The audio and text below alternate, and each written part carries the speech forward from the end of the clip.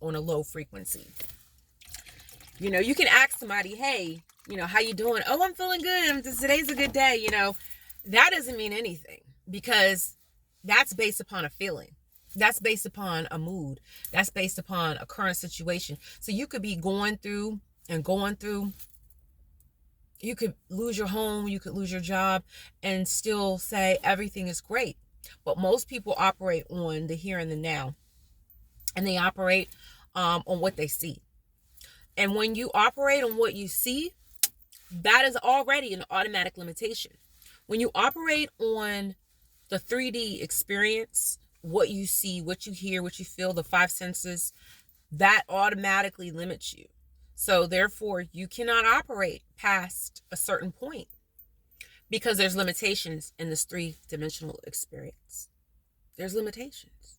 Now, when we transition to the next world, heaven, or you want to call the 4th dimension, the 5th dimension, when we go into the next dimension, when we're all spirit, then we can talk about operating in existential or higher dimensions. We can talk about different things that we can't do down here.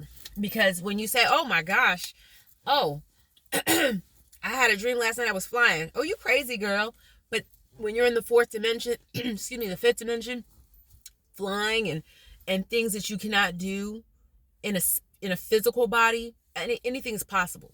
So anyway, I kind of went to a tangent to the left with that, but I want to explore more about that coming up in my next book that I have planned, which is a very popular book, and it's a book that you're gonna like. So anyway, let's finish and continue. So here we are, chapter 7 and 8, Genevieve Behrand, the power of your invisible mind.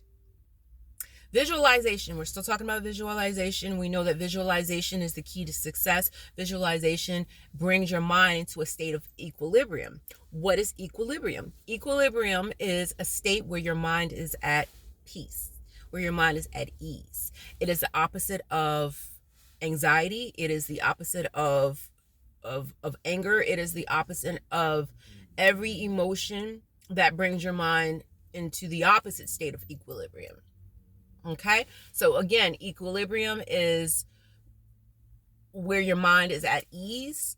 You feel tranquil. You're physically balanced. And equilibrium is also where, if you are mentally unbalanced, you are able to bring yourself into a place of calm. Some people say it's Zen. It is a state where opposing forces of your mind are balanced. So why does the definition say opposing forces? Because so many people walk around with opposing thoughts, and it's normal. It's not anything where you're bipolar, because bipolar is a serious condition, and that's where you cannot control yourself. You cannot control your thoughts. You cannot control your emotions. Your mind is in a constant state of dis-ease or imbalance. Excuse me. I'm really hooked on this lemon water. It's the bomb, y'all. Y'all, once you start drinking it, you can't stop. This is the perfect, easy way to get your water alkaline. You don't even have to buy it. That's another conversation. So anyway, back to visualization. So when we visualize, like I've been doing lately, there's some things I really, really, really want. This brings your mind into a state of ease.